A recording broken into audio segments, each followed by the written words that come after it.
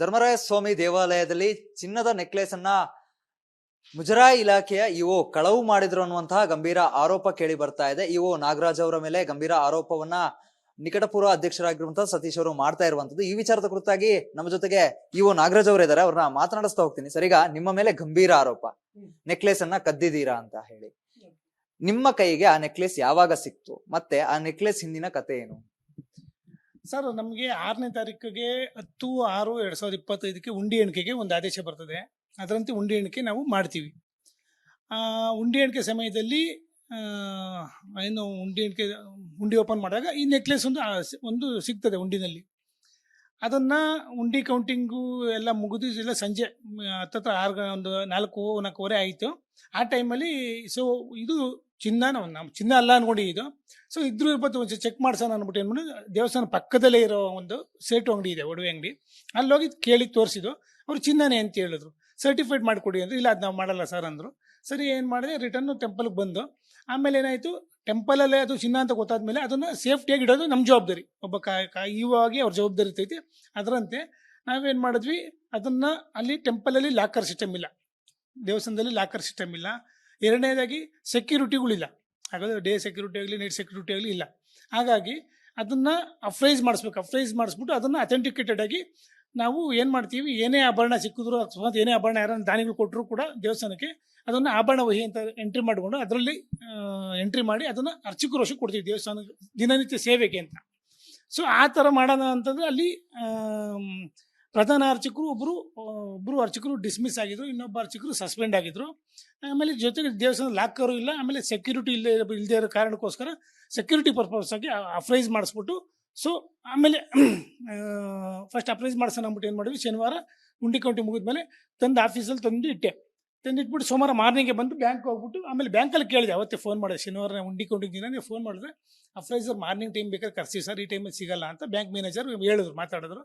ಸರಿ ಸರ್, ಆಯ್ತು, ಮಂಡೇನೇ ಕರೆಸಿ, ಮಂಡೇ ಬೇಕು, ಸ್ವಲ್ಪ ಹಿಂಗೆ ನಮ್ಮ ಧರ್ಮರಾಯ ಸ್ವಾಮಿ ಟೆಂಪಲ್ ಒಂದು ನೆಕ್ಲೆಸ್ ಸಿಕ್ಕಿದೆ, ಅದು ಪಕ್ಕದಲ್ಲಿ ಅಂಗಡಿನಲ್ಲಿ ತೋರಿಸಿದ್ದೀವಿ, ಚಿನ್ನನೇ ಅಂತಿದ್ದಾರೆ, ಬಟ್ ನಮಗೊಂದು ಸರ್ಟಿಫೈಡ್ ಅಂದರೆ ಅಪ್ರೈಸ್ ಮಾಡಿಕೊಡ್ಬೇಕು ಅಂತದಕ್ಕೆ. ಆಯ್ತು ಸರ್, ಮಂಡೇ ಕರೆಸ್ತೀನಿ ಅಂತ ಬ್ಯಾಂಕ್ ಅವರು ಹೇಳಿದ್ರು. ಮಂಡೇ ತೊಗೊಂಡೋಗಿ ಅಪ್ರೈಸ್ ಮಾಡಿಸ್ಬಿಟ್ಟು ತೊಗೊಂಡೋಗಿ ವಿಡಿಯೋಸ್ ಕ್ಯಾಮ್ರಾ ಸಮೇತ ನಮ್ಮ ದೇವಾಲಯ ಸಿಬ್ಬಂದಿ, ಆಮೇಲೆ ನಾವು, ಆಮೇಲೆ ನಮ್ಮ ಉಂಡಿ ಎಣಿಕೆಗೆ ಸೂಪರ್ವೈಸರ್ ಆಗಿ ಏನು ಬಂದಿದ್ರು AC ಆಫೀಸಿಂದ, ಅವ್ರ ಸಮ್ಮುಖದಲ್ಲಿ ನಮ್ಮ ಪಾರುಪತ್ಯದಲ್ಲೇ ಸೇರಿ ಉಂಡಿ ಕ್ಯಾಮ್ರಾಮ್ಯಾನ್ ಜೊತೆ ಉಂಡಿಯಲ್ಲಿ ಹಾಕಿ ರೆಕಾರ್ಡ್ ಮಾಡಿ ಇಟ್ಟಿದ್ದೀವಿ. ಸರ್, ಈಗ ಅವರ ಆರೋಪ ಏನಪ್ಪಾ ಅಂತ ಹೇಳಿದ್ರೆ, ಯಾವಾಗ ಈ ಒಂದು ನೆಕ್ಲೆಸ್ ನಿಮ್ಮ ಕೈಗೆ ಸಿಗುತ್ತೋ ಆಗ ನೀವು ನೇರವಾಗಿ ನಿಮ್ಮ ಜೇಬಿಗೆ ಇಳಿಸ್ಕೊಂಡು ಹೋಗಿ ತಗೊಂಡು ಹೋಗ್ತೀರಾ. ಅದು 120 ಗ್ರಾಮ್ ಇತ್ತು, ಅದರಲ್ಲಿ 50 ಗ್ರಾಮ್ ಅನ್ನ ಕದ್ದಿದ್ದೀರಾ ಅನ್ನುವಂತ ಆರೋಪವನ್ನ ಮಾಡ್ತಾ ಇದ್ದಾರೆ. ಸರ್, ಈಗ ಉಂಡಿ ಕೌಂಟಿಂಗ್ ಮಾಡೋ ಸಮಯದಲ್ಲಿ ನೆಕ್ಲೆಸ್ ಸಿಕ್ತು. ಅದೇ ನೆಕ್ಲೆಸ್ಸು ಪಕ್ಕದಲ್ಲೇ ಇದೆ, ಏನೋ ಒಂದು ಸೇಟು ಅಂಗಡಿ ಪಕ್ಕದಲ್ಲೇ ಇದೆ, ಅಲ್ಲೇ ತೊಗೊಂಡೋಗಿ ಎಲ್ಲರೂ ಸಮ್ಮುಖದಲ್ಲಿ ಹೋಗಿದ್ದೀವಿ. ಒಬ್ಬನೇ ಏನು ತೊಗೊಂಡೋಗಿಲ್ಲ, ಏನು ಜೋವಾಗಿ ಇತ್ಕೊಂಡು ಹೋಗಿಲ್ಲ. ನಮ್ಮ ಜವಾಬ್ದಾರಿ ನಾವೇನು ಕೆಲಸ ಮಾಡಬೇಕು, ಅದನ್ನು ಚಿನ್ನನ ಅಲ್ವಾ, ಶುದ್ಧನ ಇಲ್ಲ ಗೋಲ್ಡ್ ಅಲ್ವಾ ಅಂತ ಚೆಕ್ ಮಾಡಿಸ್ಬೇಕು. ಪಕ್ಕದಲ್ಲೇ ಇರೋ ಸೇಟು ಅಂಗಡಿ ದೇವಸ್ಥಾನ ಕಾಂಪೌಂಡ್ಗೆ ಅಟ್ಯಾಚ್ ಆಗಿದೆ, ನಮ್ಮ ಧರ್ಮರಾಯ ಸ್ವಾಮಿ ಟೆಂಪಲ್ ಕಾಂಪೌಂಡ್ಗೆ ಅಟ್ಯಾಚ್ ಆಗಿ ಪಕ್ಕದಲ್ಲೇ ಇದೆ, ರೋಡ್ಗೆ ಇದೆ, ಅಲ್ಲೇ ತೊಗೊಂಡೋಗಿದ್ದು. ನಮ್ಮೆಲ್ಲ ಸಿಬ್ಬಂದಿ ಸಮೇತ ಹೋಗಿ ತೂಕ ಹಾಕ್ಸಿ ಬಂದಿರೋದು. ಒಬ್ಬನೇ ಏನು ಎತ್ಕೊಂಡು ಹೋಗಿಲ್ಲ, ಅದು ಎತ್ಕೊಂಡು ಹೋಗೋಂಥ ವಸ್ತುನೂ ಅಲ್ಲ. ಅದು ಆ್ಯಕ್ಚುಲಿ ನಾವು ತೊಗೊಂಡು ಹೋಗಬಾರ್ದು, ತರಲೂಬಾರ್ದು. ಬಟ್ ಅಲ್ಲಿ ಪರಿಸ್ಥಿತಿ ಹೆಂಗಿತ್ತು ಅಂತ ಹೇಳಿದ್ನಲ್ವಾ, ಒಂದು ಟೆಂಪಲಲ್ಲಿ ಲಾಕರ್ ಇಲ್ಲ, ಎರಡನೇದಾಗಿ ಸೆಕ್ಯೂರಿಟಿ ಇಲ್ಲ, ಮೂರನೇದಾಗಿ ನಾವು ಅದನ್ನು ನಮ್ಮ ವಶಕ್ಕೆ ತೊಗೊಂಡು ಅಂದರೆ ರಿಜಿಸ್ಟರ್ ಎಂಟ್ರಿ ಮಾಡಿಕೊಂಡು ಅರ್ಚಕರು ವಶಕ್ಕೆ ಕೊಡೋಣ ಅಂದರೆ ಅರ್ಚಕರು ಒಬ್ಬರು ಡಿಸ್ಮಿಸ್ಸು, ಒಬ್ಬರು ಸಸ್ಪೆನ್ಷನ್ ಇದ್ರು. ಈಗಿರುವಾಗ ಅದನ್ನು ಕಾಪಾಡಲೇಬೇಕು, ಅದು ಲಕ್ಷಾಂತರ ರೂಪಾಯಿ ಬೆಲೆ ಬಾಳೋ ವಸ್ತು, ಅದು ಸೇಫ್ ಮಾಡಬೇಕು ಅನ್ನೋ ದೃಷ್ಟಿಯಿಂದ ನಾವು ಬಂದು ಆಫೀಸ್ಗೆ ಇಟ್ವಿ. ಸೋಮವಾರ ಫ್ರೈಸ್ ಮಾಡಿಸ್ಬಿಟ್ಟು ಫುಲ್ಲು ಸೀಲು ಸಮೇತ ಫ್ರೈಸ್ ಮಾಡಿಬಿಟ್ಟು ದಾಖಲೆ ಸಮೇತ ಕವರ್ ಮಾಡಿ ಉಂಡಿಲಿ ಹಾಕಿದೀವಿ. ಸರ್, ಈಗ ನೀವು ಅದು ನಿಮ್ಮ ಕೈಗೆ ಸಿಕ್ಕ ತಕ್ಷಣ ಈಗ ತೂಕ ಮಾಡಿಸ್ತಿದ್ದೀನಿ ಅಂತ ಹೇಳಿದ್ರಿ, ಅದು ಚಿನ್ನನ ಅಂತ ಚೆಕ್ ಮಾಡಿದ್ರಿ ಅಂತ ಹೇಳಿದ್ರಿ. ನೀವು ತೂಕ ಮಾಡಿಸಿದಾಗ ಅದು ಎಷ್ಟಿತ್ತು ಅಂತ ಹೇಳಿದ್ರೆ 6ನೇ ತಾರೀಕು ಅಕ್ಟೋಬರ್ನೇ ತಿಂಗಳು 2025ನೇ ತಾರೀಕು ಅದು ಎಷ್ಟಿತ್ತು ನೀವು ತೂಕ ಮಾಡಿದಂತ? ಸರ್, 18 ಮಿಲಿ 68 ಗ್ರಾಮ್ 18 ಮಿಲಿ ಇತ್ತು. ಸರ್, ಈಗ ಅವರು 120 ಗ್ರಾಮ್ ಇದೆ ಅಂತ ಹೇಳಿ ಇಲ್ಲಿ ಒಂದು ನಿಮಿಷ, ಚಿಕ್ಕದಾಗೂ ಅಷ್ಟೇ ಇದ್ದಿದ್ದು, ನಾವು ಉಂಡಿಗೆ ಹಾಕಿರೋದು ಅಷ್ಟೇ. ಆ 120 ಗ್ರಾಮ್ ಯಾವ್ದಿತ್ತು ಆ ಪಾಪ ಅವ್ರು ಯಾರ್ಯಾರು ದೂರ ಏನು ಹೇಳಿದ್ದಾರೆ, ಆಯಪ್ಪ ಅವ್ರ ದಾಖಲೆ ಕೊಡಲಿ, ಇಲ್ಲ ಆಯಪ್ಪ ಏನು ಹೇಳ್ತಿದ್ದ ಗೊತ್ತಿಲ್ಲ, ಯಾಕೆ ಹೇಳ್ತಿದ್ದು ಗೊತ್ತಿಲ್ಲ. ಬಟ್ ನಮ್ಮ ಕೆಲಸ ನಾವು ಮಾಡಿದ್ದೀವಿ. 68 ಗ್ರಾಮ್ 18 ಮಿಲಿ ಇತ್ತು. ಅದು 6ನೇ ತಾರೀಕು. 8ನೇ ತಾರೀಕು ಕೂಡ ಫ್ರೀಜ್ ಮಾಡಿಸೋ ಕೂಡ ಅದರಲ್ಲಿ 68 ಗ್ರಾಮ್ 18 ಮಿಲಿನೇ ಇದೆ. ಅದೇ ಥರ ಫ್ರೈಸ್ ಮಾಡಿಸ್ಬಿಟ್ಟು ನಾವು ಸೀಲ್ ಮಾಡಿ ಬ್ಯಾಂಕ್ ಇದು ಏನು ಉಂಡಿಗೆ ಹಾಕಿದೀವಿ. ಸರ್, ಈಗ ಸುದ್ದಿಗೋಷ್ಠಿ ಮಾಡಿದಂತ ಸಂದರ್ಭದಲ್ಲಿ ಅವ್ರು ಇನ್ನೊಂದು ಹೇಳಿಕೆಯನ್ನ ಕೊಡ್ತಾರೆ. 3 ದಿವಸಗಳ ಕಾಲ ಅಂತ ಹೇಳಿದ್ರೆ 3-4 ದಿವಸಗಳ ಕಾಲ ನಿಮ್ಮ ಕೈಯಲ್ಲೇ ಆ ಒಂದು ಚಿನ್ನದ ಆಭರಣ ಇರುತ್ತೆ. ಅದರಲ್ಲಿ ಶೋಲ್ಡ್ರಿಂಗ್ ಮಾಡಿರುವಂತಹ ಮಾರ್ಕ್ಗಳಿದೆ ಅಂತ ಹೇಳಿದ್ರೆ ಚಿನ್ನವನ್ನ ಕದ್ದ ಬಳಿಕ ಆತುರವಾಗಿ ಅದನ್ನ ಶೋಲ್ಡರ್ ಮಾಡಲಾಗಿದೆ, ಅದನ್ನ ಜಾಯಿಂಟ್ ಮಾಡಲಾಗಿದೆ ಅನ್ನುವಂತ ಆರೋಪ ಮಾಡ್ತಾ ಇದ್ದಾರೆ. ಯಾವುದು ಇಲ್ಲ ಸರ್, ಅದು ಆತರ ಯಾವುದು ಆಗ್ಲೂ ಇಲ್ಲ, ಯಾವ್ದು ಮಾಡ್ಲೂ ಇಲ್ಲ, ಆತರ ಇಲ್ಲೂ ಇಲ್ಲ. ಅವ್ರು ಏನ್ ಬೇಕಾದ್ರೂ ಹೇಳ್ಕೊಂಬತ್ತು ಹೇಳಿರ್ಬೋದು ಅಷ್ಟೇ, ಆತರ ಯಾವ್ದು ಇಲ್ಲ.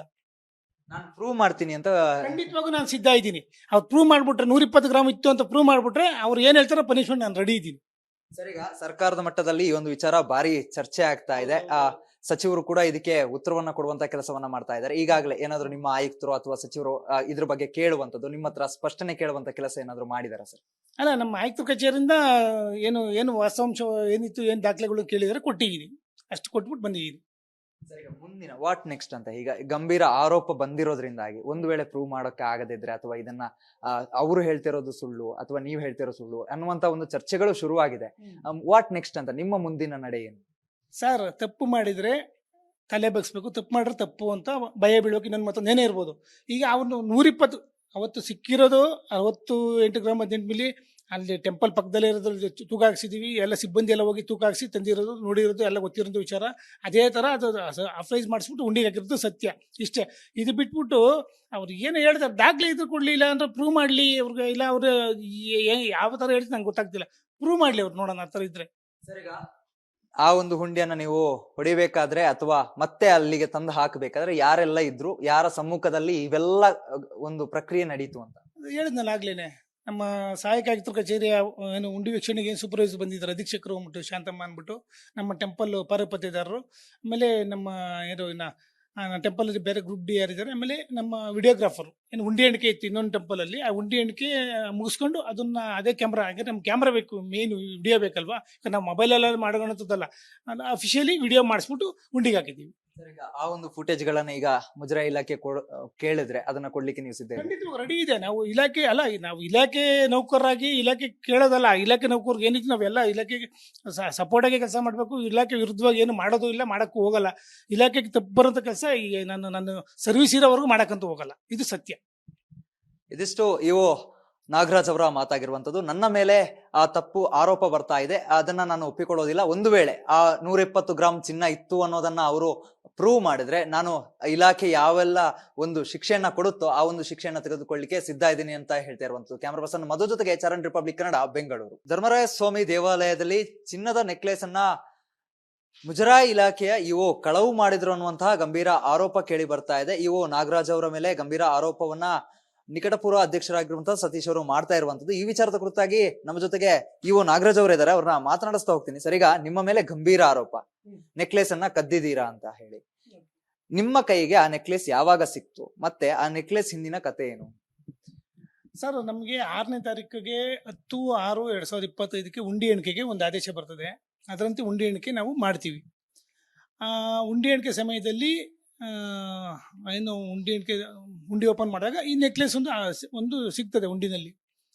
ಅದನ್ನು ಉಂಡಿ ಕೌಂಟಿಂಗು ಎಲ್ಲ ಮುಗಿದು ಎಲ್ಲ ಸಂಜೆ ಹತ್ತತ್ರ 4:00-4:15 ಆಯಿತು. ಆ ಟೈಮಲ್ಲಿ ಇದು ನಮ್ಮ ಚಿನ್ನ ಅಲ್ಲ ಅನ್ಕೊಂಡಿದ್ದು. ಇದ್ರೂ ಇರ್ಬೋದು, ಒಂದು ಚೆಕ್ ಮಾಡ್ಸೋಣ ಅಂದ್ಬಿಟ್ಟು ಏನ್ಬಿಟ್ಟು ದೇವಸ್ಥಾನ ಪಕ್ಕದಲ್ಲೇ ಇರೋ ಒಂದು ಸೇಟು ಅಂಗಡಿ ಇದೆ, ಒಡವೆ ಅಂಗಡಿ, ಅಲ್ಲೋಗಿ ಕೇಳಿ ತೋರಿಸಿದ್ದು. ಅವರು ಚಿನ್ನನೇ ಅಂತ ಹೇಳಿದ್ರು. ಸರ್ಟಿಫೈಡ್ ಮಾಡಿಕೊಡಿ ಅಂದ್ರೆ, ಇಲ್ಲ ಅದು ನಾವು ಮಾಡಲ್ಲ ಸರ್ ಅಂದರು. ಸರಿ, ಏನು ಮಾಡಿದೆ, ರಿಟರ್ನು ಟೆಂಪಲ್ಗೆ ಬಂದು ಆಮೇಲೆ ಏನಾಯಿತು, ಟೆಂಪಲಲ್ಲೇ ಅದು ಚಿನ್ನ ಅಂತ ಗೊತ್ತಾದ್ಮೇಲೆ ಅದನ್ನು ಸೇಫ್ಟಿಯಾಗಿ ಇಡೋದು ನಮ್ಮ ಜವಾಬ್ದಾರಿ, ಒಬ್ಬ ಇವಾಗಿ ಅವ್ರ ಜವಾಬ್ದಾರಿ ಇರ್ತೈತಿ. ಅದರಂತೆ ನಾವೇನು ಮಾಡಿದ್ವಿ, ಅದನ್ನು ಅಲ್ಲಿ ಟೆಂಪಲಲ್ಲಿ ಲಾಕರ್ ಸಿಸ್ಟಮ್ ಇಲ್ಲ, ದೇವಸ್ಥಾನದಲ್ಲಿ ಲಾಕರ್ ಸಿಸ್ಟಮ್ ಇಲ್ಲ. ಎರಡನೇದಾಗಿ ಸೆಕ್ಯೂರಿಟಿಗಳಿಲ್ಲ, ಹಾಗಾದ್ರೆ ಡೇ ಸೆಕ್ಯೂರಿಟಿ ಆಗಲಿ ನೈಟ್ ಸೆಕ್ಯೂರಿಟಿ ಆಗಲಿ ಇಲ್ಲ. ಹಾಗಾಗಿ ಅದನ್ನು ಅಫ್ರೈಸ್ ಮಾಡಿಸ್ಬಿಟ್ಟು ಅದನ್ನು ಅಥೆಂಟಿಕೇಟೆಡ್ ಆಗಿ ನಾವು ಏನು ಮಾಡ್ತೀವಿ, ಏನೇ ಆಭರಣ ಸಿಕ್ಕಿದ್ರು ಅಕಸ್ಮಾತ್ ಏನೇ ಆಭರಣ ಯಾರನ್ನ ದಾನಿಗಳು ಕೊಟ್ಟರು ಕೂಡ ದೇವಸ್ಥಾನಕ್ಕೆ ಅದನ್ನು ಆಭರಣ ವಹಿ ಅಂತ ಎಂಟ್ರಿ ಮಾಡಿಕೊಂಡು ಅದರಲ್ಲಿ ಎಂಟ್ರಿ ಮಾಡಿ ಅದನ್ನು ಅರ್ಚಕರು ವಶಕ್ಕೆ ಕೊಡ್ತೀವಿ, ದೇವಸ್ಥಾನ ದಿನನಿತ್ಯ ಸೇವೆಗೆ ಅಂತ.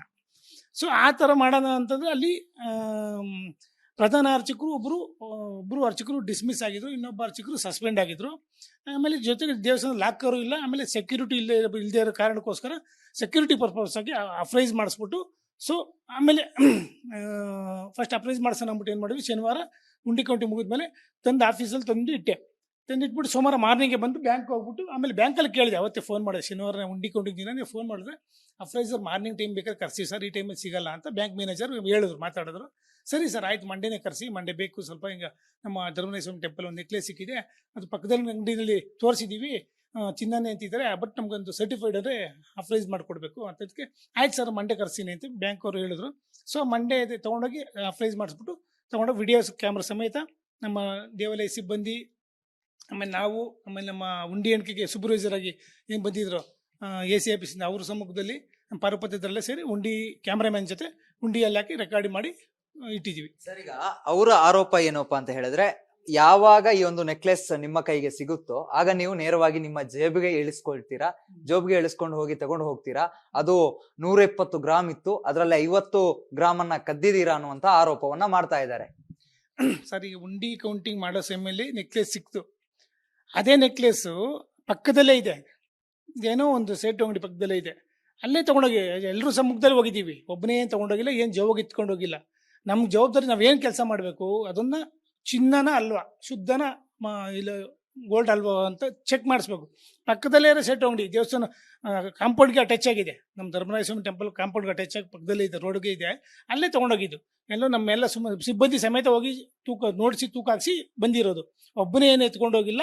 ಅದು ಎತ್ಕೊಂಡು ಹೋಗೋಂಥ ವಸ್ತುನೂ ಅಲ್ಲ, ಅದು ಆ್ಯಕ್ಚುಲಿ ನಾವು ತಗೊಂಡು ಹೋಗಬಾರ್ದು, ತರಲೂಬಾರ್ದು. ಬಟ್ ಅಲ್ಲಿ ಪರಿಸ್ಥಿತಿ ಹೆಂಗಿತ್ತು ಅಂತ ಹೇಳಿದ್ನಲ್ವಾ, ಒಂದು ಟೆಂಪಲಲ್ಲಿ ಲಾಕರ್ ಇಲ್ಲ, ಎರಡನೇದಾಗಿ ಸೆಕ್ಯೂರಿಟಿ ಇಲ್ಲ, ಮೂರನೇದಾಗಿ ನಾವು ಅದನ್ನು ನಮ್ಮ ವಶಕ್ಕೆ ತೊಗೊಂಡು ಅಂದರೆ ರಿಜಿಸ್ಟರ್ ಎಂಟ್ರಿ ಮಾಡಿಕೊಂಡು ಅರ್ಚಕರು ವಶಕ್ಕೆ ಕೊಡೋಣ ಅಂದರೆ ಅರ್ಚಕರು ಒಬ್ಬರು ಡಿಸ್ಮಿಸ್ಸು, ಒಬ್ಬರು ಸಸ್ಪೆನ್ಷನ್ ಇದ್ರು. ಈಗಿರುವಾಗ ಅದನ್ನು ಕಾಪಾಡಲೇಬೇಕು, ಅದು ಲಕ್ಷಾಂತರ ರೂಪಾಯಿ ಬೆಲೆ ಬಾಳೋ ವಸ್ತು, ಅದು ಸೇಫ್ ಮಾಡಬೇಕು ಅನ್ನೋ ದೃಷ್ಟಿಯಿಂದ ನಾವು ಬಂದು ಆಫೀಸ್ಗೆ ಇಟ್ವಿ. ಸೋಮವಾರ ಫ್ರೈಸ್ ಮಾಡಿಸ್ಬಿಟ್ಟು ಫುಲ್ ಸೀಲು ಸಮೇತ ಏನು ಫ್ರೈಸ್ ಮಾಡಿಬಿಟ್ಟು ದಾಖಲೆ ಸಮೇತ ಕವರ್ ಮಾಡಿ ಉಂಡಿಲಿ ಹಾಕಿದೀವಿ. ಸರ್, ಈಗ ನೀವು ಅದು ನಿಮ್ಮ ಕೈಗೆ ಸಿಕ್ಕ ತಕ್ಷಣ ಈಗ ತೂಕ ಮಾಡಿಸ್ತಿದ್ದೀನಿ ಅಂತ ಹೇಳಿದ್ರಿ, ಅದು ಚಿನ್ನನ ಅಂತ ಚೆಕ್ ಮಾಡಿದ್ರಿ ಅಂತ ಹೇಳಿದ್ರಿ. ನೀವು ತೂಕ ಮಾಡಿಸಿದಾಗ ಅದು ಎಷ್ಟಿತ್ತು ಅಂತ ಹೇಳಿದ್ರೆ 6ನೇ ತಾರೀಕು ಅಕ್ಟೋಬರ್ನೇ ತಿಂಗಳು 2025ನೇ ತಾರೀಕು ಅದು ಎಷ್ಟಿತ್ತು ನೀವು ತೂಕ ಮಾಡಿದಂತ? ಸರ್, 18 ಮಿಲಿ, 68 ಗ್ರಾಮ್ 18 ಮಿಲಿ ಇತ್ತು. ಸರ್, ಈಗ ಅವರು 120 ಗ್ರಾಮ್ ಇದೆ ಅಂತ ಹೇಳಿ ಇರ್ಲಿ ಒಂದು ನಿಮಿಷ, ಚಿಕ್ಕದಾಗೂ ಅಷ್ಟೇ ಇದ್ದಿದ್ದು, ನಾವು ಉಂಡಿಗೆ ಹಾಕಿರೋದು ಅಷ್ಟೇ. ಆ 120 ಗ್ರಾಮ್ ಯಾವ್ದಿತ್ತು ಆ ಪಾಪ ಅವ್ರು ಯಾರ್ಯಾರು ದೂರ ಏನು ಹೇಳಿದ್ದಾರೆ, ಆಯಪ್ಪ ಅವ್ರ ದಾಖಲೆ ಕೊಟ್ಟರೆ ಕೊಡಲಿ, ಇಲ್ಲ ಆಯಪ್ಪ ಏನು ಹೇಳ್ತಿದ್ದ ಗೊತ್ತಿಲ್ಲ, ಯಾಕೆ ಹೇಳ್ತಿದ್ದು ಗೊತ್ತಿಲ್ಲ. ಬಟ್ ನಮ್ಮ ಕೆಲಸ ನಾವು ಮಾಡಿದ್ದೀವಿ. 68 ಗ್ರಾಮು 18 ಮಿಲಿ ಇತ್ತು. ಅದು 6ನೇ ತಾರೀಕು, 8ನೇ ತಾರೀಕು ಕೂಡ ಫ್ರೈಸ್ ಮಾಡಿಸ ಕೂಡ ಅದರಲ್ಲಿ 68 ಗ್ರಾಮ್ 18 ಮಿಲಿನೇ ಇದೆ. ಅದೇ ಥರ ಫ್ರೈಸ್ ಮಾಡಿಸ್ಬಿಟ್ಟು ನಾವು ಸೀಲ್ ಮಾಡಿ ಬ್ಯಾಂಕ್ ಇದು ಏನು ಉಂಡಿಗೆ ಹಾಕಿದ್ದೀವಿ. ಈಗ ಸುದ್ದಿಗೋಷ್ಠಿ ಮಾಡಿದಂತ ಸಂದರ್ಭದಲ್ಲಿ ಅವ್ರು ಇನ್ನೊಂದು ಹೇಳಿಕೆಯನ್ನ ಕೊಡ್ತಾರೆ. 3 ದಿವಸಗಳ ಕಾಲ ಅಂತ ಹೇಳಿದ್ರೆ 3-4 ದಿವಸಗಳ ಕಾಲ ನಿಮ್ಮ ಕೈಯಲ್ಲೇ ಆ ಒಂದು ಚಿನ್ನದ ಆಭರಣ ಇರುತ್ತೆ, ಅದರಲ್ಲಿ ಶೋಲ್ಡ್ರಿಂಗ್ ಮಾಡಿರುವಂತಹ ಮಾರ್ಕ್ಗಳಿದೆ ಅಂತ ಹೇಳಿದ್ರೆ ಚಿನ್ನವನ್ನ ಕದ್ದ ಬಳಿಕ ಆತುರವಾಗಿ ಅದನ್ನ ಶೋಲ್ಡರ್ ಮಾಡಲಾಗಿದೆ, ಅದನ್ನ ಜಾಯಿಂಟ್ ಮಾಡಲಾಗಿದೆ ಅನ್ನುವಂತ ಆರೋಪ ಮಾಡ್ತಾ ಇದ್ದಾರೆ. ಯಾವುದು ಇಲ್ಲ ಸರ್, ಅದು ಆತರ ಯಾವುದು ಆಗ್ಲೂ ಇಲ್ಲ, ಯಾವುದು ಮಾಡ್ಲೂ ಇಲ್ಲ, ಆತರ ಇಲ್ಲೂ ಇಲ್ಲ. ಅವ್ರು ಏನ್ ಬೇಕಾದ್ರೂ ಹೇಳ್ಕೊಂಬತ್ತು ಹೇಳಿರ್ಬೋದು ಅಷ್ಟೇ, ಆತರ ಯಾವ್ದು ಇಲ್ಲ. ನಾನು ಪ್ರೂವ್ ಮಾಡ್ತೀನಿ ಅಂತ ಖಂಡಿತವಾಗೂ ನಾನು ಸಿದ್ಧ ಇದ್ದೀನಿ. ಅವ್ರು ಪ್ರೂವ್ ಮಾಡ್ಬಿಟ್ರೆ 120 ಗ್ರಾಮ್ ಇತ್ತು ಅಂತ ಪ್ರೂವ್ ಮಾಡ್ಬಿಟ್ರೆ ಅವ್ರು ಏನ್ ಹೇಳ್ತಾರೋ ಪನಿಷ್ಮೆಂಟ್ ನಾನು ರೆಡಿ ಇದ್ದೀನಿ. ಸರ್, ಈಗ ಸರ್ಕಾರದ ಮಟ್ಟದಲ್ಲಿ ಈ ಒಂದು ವಿಚಾರ ಭಾರಿ ಚರ್ಚೆ ಆಗ್ತಾ ಇದೆ. ಸಚಿವರು ಕೂಡ ಇದಕ್ಕೆ ಉತ್ತರವನ್ನ ಕೊಡುವಂತ ಕೆಲಸವನ್ನ ಮಾಡ್ತಾ ಇದ್ದಾರೆ. ಈಗಾಗಲೇ ಏನಾದ್ರು ನಿಮ್ಮ ಆಯುಕ್ತರು ಅಥವಾ ಸಚಿವರು ಇದ್ರ ಬಗ್ಗೆ ಕೇಳುವಂತದ್ದು, ನಿಮ್ಮ ಹತ್ರ ಸ್ಪಷ್ಟನೆ ಕೇಳುವಂತ ಕೆಲಸ ಏನಾದ್ರು ಮಾಡಿದಾರ ಸರ್? ಅಲ್ಲ, ನಮ್ಮ ಆಯುಕ್ತ ಕಚೇರಿಯಿಂದ ಏನು ವಾಸ್ತವಾಂಶ ಏನಿತ್ತು, ಏನ್ ದಾಖಲೆಗಳು ಕೇಳಿದರೆ ಕೊಟ್ಟಿದ್ದೀನಿ, ಅಷ್ಟು ಕೊಟ್ಬಿಟ್ಟು ಬಂದಿದ್ದೀನಿ. ಸರ್, ಈಗ ಮುಂದಿನ ವಾಟ್ ನೆಕ್ಸ್ಟ್ ಅಂತ, ಈಗ ಗಂಭೀರ ಆರೋಪ ಬಂದಿರೋದ್ರಿಂದಾಗಿ ಒಂದು ವೇಳೆ ಪ್ರೂವ್ ಮಾಡೋಕೆ ಆಗದಿದ್ರೆ ಅಥವಾ ಇದನ್ನ ಅವರು ಹೇಳ್ತಿರೋದು ಸುಳ್ಳು ಅಥವಾ ನೀವು ಹೇಳ್ತಿರೋ ಸುಳ್ಳು ಅನ್ನುವಂತ ಒಂದು ಚರ್ಚೆಗಳು ಶುರುವಾಗಿದೆ. ವಾಟ್ ನೆಕ್ಸ್ಟ್ ಅಂತ ನಿಮ್ಮ ಮುಂದಿನ ನಡೆ ಏನು? ಸರ್, ತಪ್ಪು ಮಾಡಿದ್ರೆ ತಲೆ ಬಗ್ಸ್ಬೇಕು, ತಪ್ಪು ಮಾಡಿದ್ರೆ ತಪ್ಪು ಅಂತ ಭಯ ಬೀಳೋಕೆ ನನ್ನ ಮತ್ತೊಂದು ಏನೇ ಇರ್ಬೋದು. ಈಗ ಅವನು 120 ಅವತ್ತು ಸಿಕ್ಕಿರೋದು 68 ಗ್ರಾಮ್ 18 ಮಿಲಿ ಅಲ್ಲಿ ಟೆಂಪಲ್ ಪಕ್ಕದಲ್ಲೇ ಇರೋದು ತೂಕ ಹಾಕ್ಸಿದೀವಿ, ಎಲ್ಲ ಸಿಬ್ಬಂದಿ ಎಲ್ಲ ಹೋಗಿ ತೂಕ ಹಾಕ್ಸಿ ತಂದಿರೋದು, ನೋಡಿರೋದು, ಎಲ್ಲ ಗೊತ್ತಿರೋದು ವಿಚಾರ. ಅದೇ ಥರ ಅದು ಅಪ್ರೈಸ್ ಮಾಡಿಸ್ಬಿಟ್ಟು ಉಂಡಿಗೆ ಹಾಕಿರೋದು ಸತ್ಯ, ಇಷ್ಟೇ. ಇದು ಬಿಟ್ಬಿಟ್ಟು ಅವ್ರು ಏನು ಹೇಳ್ತಾರೆ, ದಾಖಲೆ ಇದ್ರು ಕೊಡಲಿ, ಇಲ್ಲ ಅಂದ್ರೆ ಪ್ರೂವ್ ಮಾಡಲಿ ಅವ್ರಿಗೆ, ಇಲ್ಲ ಅವ್ರು ಯಾವ ಥರ ಹೇಳ್ತಾರೆ ನಂಗೆ ಗೊತ್ತಾಗ್ತಿಲ್ಲ. ಪ್ರೂವ್ ಮಾಡಲಿ ಅವ್ರು, ನೋಡೋಣ ಆ ಥರ ಇದ್ರೆ. ಸರ್, ಈಗ ಆ ಒಂದು ಹುಂಡಿಯನ್ನ ನೀವು ಹೊಡಿಬೇಕಾದ್ರೆ ಅಥವಾ ಮತ್ತೆ ಅಲ್ಲಿಗೆ ತಂದು ಹಾಕಬೇಕಾದ್ರೆ ಯಾರೆಲ್ಲ ಇದ್ರು, ಯಾರ ಸಮ್ಮುಖದಲ್ಲಿ ಇವೆಲ್ಲ ಒಂದು ಪ್ರಕ್ರಿಯೆ ನಡೀತು ಅಂತ ಹೇಳಿದ್ನಲ್ಲ ಆಗ್ಲೇನೆ.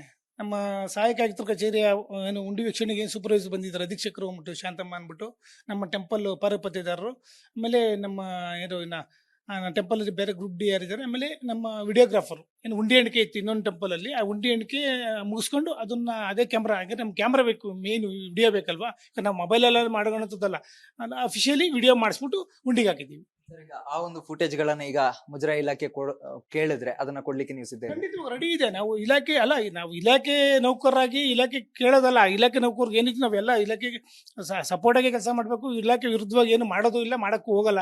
ಇಲಾಖೆಗೆ ತಪ್ಪು ಬರೋಂಥ ಕೆಲಸ ನನ್ನ ಸರ್ವಿಸ್ ಇರೋವರೆಗೂ ಮಾಡಕ್ಕಂತೂ ಹೋಗಲ್ಲ. ಇದು ಸತ್ಯ.